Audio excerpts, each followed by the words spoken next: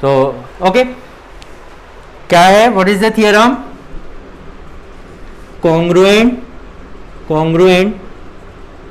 chords are equidistant from the center of the circle. Yes, so congruent chords are equidistant from the center of the circle. Okay, so suppose this is a given circle and this is a one chord, let it be called AB, and this is called CD. This is called CD. So these are the two congruent chords. दोनों का length क्या है? Same है. So they are congruent chords. So congruent chords are equidistant from the center of the circle. So the center is, let it be O. So they are equidistant. तो equidistant मतलब कौन सा distance? Equal distance. But कौन सा distance लेंगे हम? Perpendicular distance. कौन सा लेंगे? Perpendicular distance. तो ये कॉर्ड ए बी का परपेंडिकुलर डिस्टेंस सेंटर से क्या है? ये है. हाँ, इसको हम ले लेते हैं ओ ई. यस, और इसका परपेंडिकुलर डिस्टेंस यहां से हम परपेंडिकुलर ड्रॉ करेंगे O, let it be F. Yes, understood. तो अब हमें प्रूफ क्या करना है? हमें दिया है ए बी और सी डी इक्वल है. A B and C D both are equal.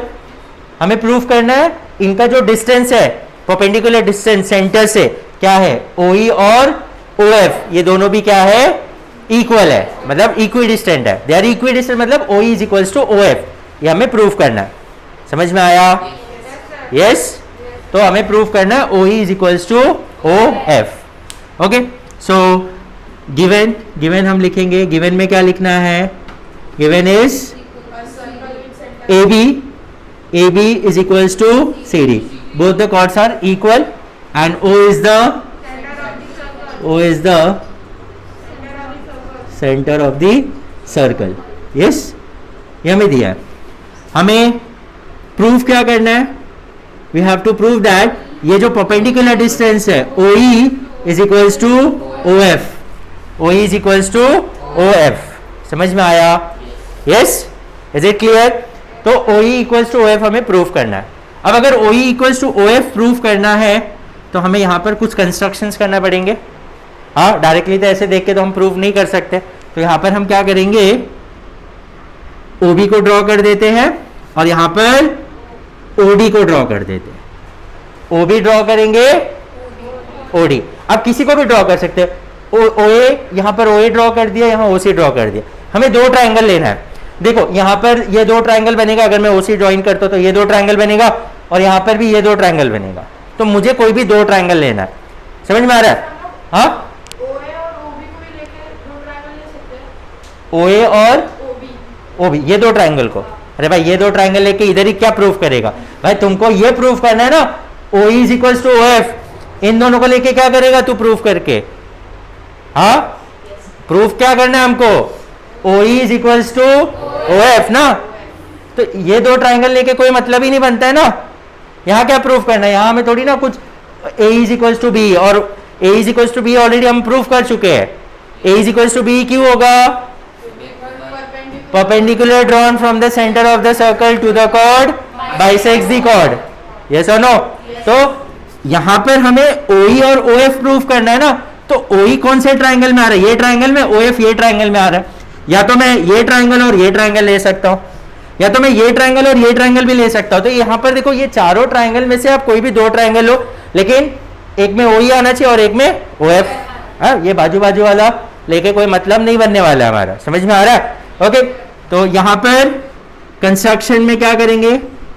Construction draw OB and OD. तो मैंने बोला अब कुछ बुक्स में भी OC और OA को ड्रॉ करके ये दो ट्राइंगल लिया होगा, या ये और ये ट्राइंगल लिया होगा. उससे कोई लेना देना नहीं. हम कोई मतलब कोई भी ले सकते हो. समझ में आ रहा है? तो आप कोई भी लोगे, कोई फर्क नहीं पड़ता है. अंडरस्टूड? बट आपको वो दो ट्राइंगल लेना है जिसमें OE और OF आना चाहिए. Yes, okay. नाउ अब ये दो ट्राइंगल को हमको कॉन्ग्रुएंट प्रूफ करना है. तो दो ट्राइंगल को कॉन्ग्रुएंट प्रूफ करने के लिए हमारे पास तीन कंडीशंस होने चाहिए।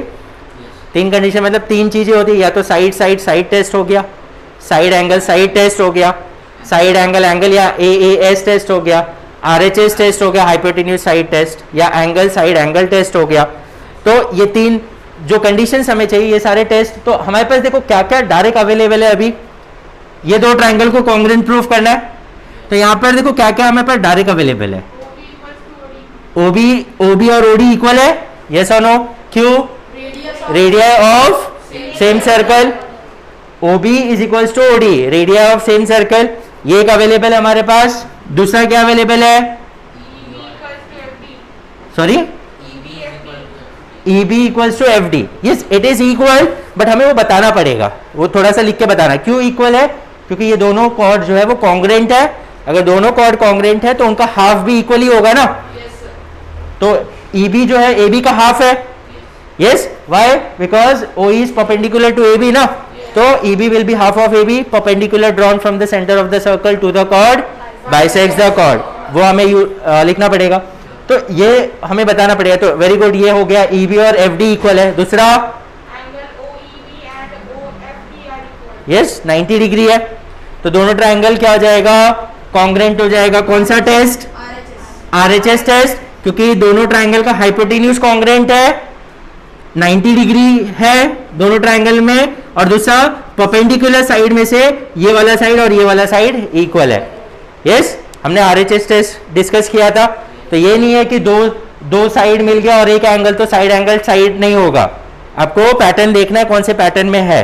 साइड एंगल साइड कब होता है? जैसे ये साइड, ये एंगल, ये साइड, यस, या ये साइड, ये एंगल, ये साइड, तो उसको साइड एंगल साइड बोलते हैं। यहाँ पर दो साइड मिला है, लेकिन कौन सा टेस्ट है यहाँ पर? RHS test. Yes, okay. तो हमें तीनों कंडीशन मिल गए, तो अब दोनों ट्राइंगल को हम इजीली कॉन्ग्रुएंट प्रूफ कर सकते हैं। सो प्रूफ में तो जैसे कि हमें EB और FD इक्वल बताना है, तो हम पहले लिख देते हैं। तो यहां पर हम लिखेंगे कि OE जो है that is perpendicular to chord AB, yes और no? OE is perpendicular to chord AB, yes. So therefore क्या होगा? Therefore EB will be half of AB, yes और no? EB will be half of AB। Perpendicular drawn, यहां पर क्या लिखोगे? Perpendicular drawn from the center of the circle to the chord bisects the chord. Yes, similarly यहाँ पर दूसरा OF जो है, OF is perpendicular to CD, chord CD. So यहाँ पर क्या होगा? FD will be half of CD. देखो अब ये बोलोगे क्या CF will be half of CD? ये CD भी CF भी जो है वो CD का हाफ होगा, बट मुझे कोई लेना, यहाँ पर उससे कोई लेना देना है क्या? हाँ, रिक्वायरमेंट होगा तो हम ले सकते हैं, बट हमें कोई रिक्वायरमेंट ही नहीं, क्योंकि हमें ये दो ट्राइंगल लेना देना है। तो यहाँ EB will be half of AB ले लिया हमने, और FD is half of CD। इसका भी रीजन यही होगा, यस और नो? तो इन दोनों का रीजन आप साथ में लिख दोगे। Yes, perpendicular drawn from the centre of the circle to the chord bisects the chord. Okay. Now, since we know that AB और CD तो equal है, since we know that AB is equals to CD, तो दोनों का half भी तो equal होगा, yes or no? ये क्यों है equal? It is given ना, both the chords are equal। तो अगर दोनों chord equal है तो दोनों का हाफ भी equal होगा। तो दोनों का हाफ मतलब EB is equals to FD, EB और FD, because EB is half of AB, FD is half of CD, तो EB equals to FD। समझ में आया? yes? तो ये पहला हमने बता दिया। अब हम क्या करेंगे? ये दोनों ट्राइंगल को लेंगे। कौन सा दो ट्राइंगल? इन ट्राइंगल, देखो नेमिंग प्रॉपर होना चाहिए। तो ये ट्राइंगल का नाम अगर मैं OEB लिख रहा हूं, तो पहले ट्राइंगल का नाम आप कुछ भी लिखो, कोई भी पैटर्न में लिखो, कोई प्रॉब्लम नहीं। लेकिन जब सेकेंड ट्राइंगल का नाम लिख रहे हो तो आप इसके करस्पॉन्डेंस के हिसाब से लिखना है। तो क्या आएगा? OFD। यस, क्योंकि देखो OE करस्पॉन्ड्स टू OF, और वही हमें प्रूव भी करना है कि OE और OF करस्पॉन्डेंस होना चाहिए, करस्पॉन्डेंस साइड होना चाहिए, और दे शुड बी इक्वल, वो तो हमें प्रूव करना है। दूसरा देखो EB equals to FD, yes, EB और FD इक्वल है, वो हमने ऑलरेडी बता दिया। OB is equals to OD, yes और नो? ओबी और ओडी इक्वल होगा कि नहीं? देखो ना, ओबी और ओडी इक्वल है कि नहीं? Why? Radius of same circle, तो हमारा करस्पॉन्डेंस यहाँ पर राइट है, यस और नो? ओके, तो पहला क्या लिखेंगे हम लोग यहाँ पर? पहला हम ये लिख देते हैं कि angle O E B is equals to angle O F D. हाँ, ईच 90 डिग्री, यस और नो? दूसरा क्या लिखेंगे हम? ईबी जो है वो किसको इक्वल है? कहां से मिला? ओ भाई, फ्रॉम 1 ना, हमने 1 में तो वही प्रूव किया, EB equals to F D. Prove किया मतलब वो हमने शो किया। हाँ, यहाँ पर हम प्रूफ मतलब कुछ ऐसा नहीं ये किया, ऑलरेडी ये सब प्रूफ किया हुआ है, सिर्फ हमने देखा कि दोनों का हाफ भी तो इक्वल ही होगा। यस, तो EB equals to F D. Next दोनों का हाइपोटेन्यूज इक्वल है, तो हाइपोटेन्यूज कौन सा? OB is equals to hypotenuse OD. Why? Radius of same circle. Yes, so both the triangles, therefore triangle OEB is congruent to triangle OFD by RHS test, that is hypotenuse side test. Yes, if both the triangles are congruent, तो उसके बचे हुए side और बचे हुए angles भी क्या होंगे? कॉन्ग्रुएंट होंगे, करस्पॉन्डिंग साइड्स और करस्पॉन्डिंग एंगल्स। तो यहाँ पर करस्पॉन्डिंग साइड हमें कौन सा चाहिए? OE और OF, तो OE corresponds to OF, तो OE will be equals to OF by CP/CT. Yes, by CP/CT. अब CBSE में CP/CT लिखते हैं, स्टेट बोर्ड में बच्चे CSCT लिखते हैं, corresponding sides of congruent triangles या corresponding parts of congruent triangles. Yes, तो बाय CP/CT OE is equals to OF। हमें तो यही तो प्रूफ करना था, O is equals to OF. That means what? If the two chords are congruent, then they will be equidistant from the center of the circle. देखो, same circle है तो भी इक्विडिस्टेंट है, या कॉन्ग्रुएंट सर्कल में भी होंगे तो भी इक्विडिस्टेंट होंगे। कॉन्ग्रुएंट सर्कल मतलब, अरे सेम सर्कल में क्या कंडीशन क्या होना चाहिए? रेडियस सेम होना चाहिए। अगर दो सर्कल को मैं कॉन्ग्रुएंट सर्कल बोल रहा हूं मतलब उनका रेडियस सेम होगा। तो अगर दो सर्कल है जिनका रेडियस सेम है, जैसे ये सर्कल है और ये एक सर्कल है, दोनों का रेडियस सेम है, तो यहां पर एक कॉर्ड है, सपोज ये 5 सेंटीमीटर है ये कॉर्ड, और दूसरा जो है सर्कल उसमें भी ये एक दूसरा कॉर्ड है, ये भी 5 सेंटीमीटर है, लेकिन दोनों सर्कल कॉन्ग्रुएंट सर्कल है।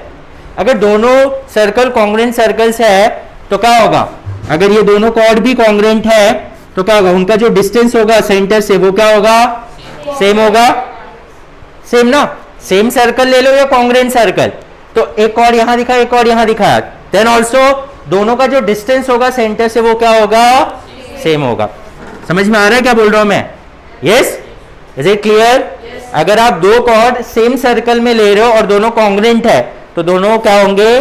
इक्विडिस्टेंट होंगे from the centre of the circle, from the centre of the circle. या अगर आप कॉन्ग्रुएंट सर्कल भी ले रहे हो, कॉन्ग्रुएंट सर्कल, तो अगर कॉन्ग्रुएंट सर्कल है उसमें अगर कॉन्ग्रुएंट कॉर्ड है, क्या है? कॉन्ग्रुएंट कॉर्ड है, तो उनका जो डिस्टेंस होगा वो भी क्या होगा? सेम होगा। समझ में आ रहा है क्या बोला? Congruent chords are equidistant from the center of the circle, either in the same circle or in the congruent circle. अगर सर्कल congruent नहीं है तो equidistant नहीं होगा वो केस में। समझ में आ रहा है? Is it clear? किसको नहीं समझा? समझ में आ गया? ओके, चलो।